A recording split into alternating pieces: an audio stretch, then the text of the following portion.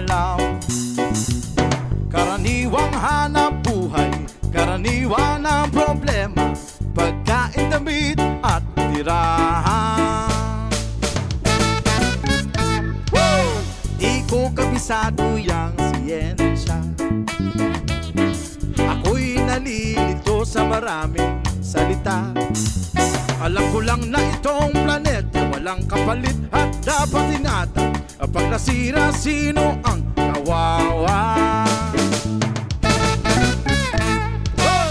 Karaniwang tao, saan ka tatakbo? Kapag nawasak isang mundo, karaniwang tao, anong magagawa upang bantayan ang kalikasan?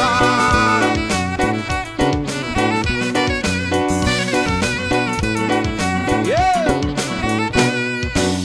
Karaniwang bagay ay hindi pansin, kapag naipon ay nagiging suliranin.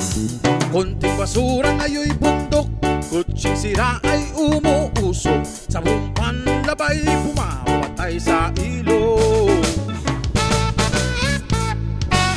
May lason na galing sa industriya, ibinubuga ng mga pabrika. Ngunit hindi lamang higante ang nagkakalat ng dumi, may kinalaman din ng